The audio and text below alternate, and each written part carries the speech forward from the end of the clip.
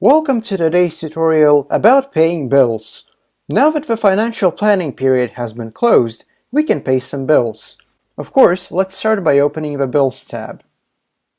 And pick a bill to pay. Let's say this one.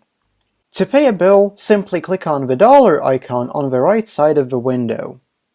The type of action, payment, has already been selected. The source will be what was previously approved, along with the approved amount. Simply click on Save to pay the bill.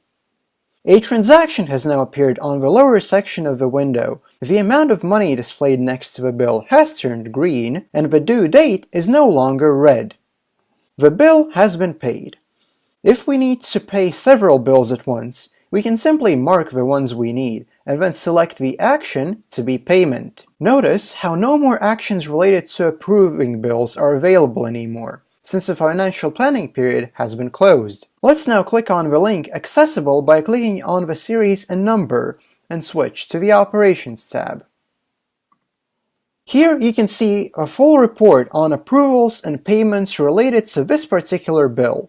You can always view this information here if necessary. Sometimes you may need to return the money that has been paid for a bill. For this, we have a separate operation. Let's click on the Add Transaction button, but this time select the type to be refunding. Let's write the amount as $2,000, half of what we paid, for a partial refund.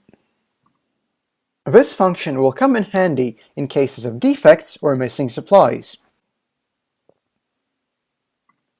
A second transaction has appeared in the lower section of the screen, this time with a negative amount. The due date has become red again, as you can see in this list, and the amount paid has changed from green back to black. The bill is considered unpaid again. However, we have already approved the full amount to be paid. The money for it has been reserved, but since we've received a refund, it will not be paid. For situations like this, you have the option to transfer the approved amount to a fund. Click on the dollar sign for this bill once again, but this time select the type to be moved to fund. The source fund is the one approved for this bill, and by default the destination fund is also the same, since we are returning the money. After this is done, the money will stay in the fund, but will no longer be reserved for this bill. You can also transfer it to another fund if necessary. Pick any destination fund that you need, write the amount that you would like to move to that fund, in this case $2,000, and click on Save. The amount to be paid for that bill is now green again, and it has been fully paid. This concludes today's tutorial. Thank you for watching, and we will be happy to answer any questions you might have in the comments below.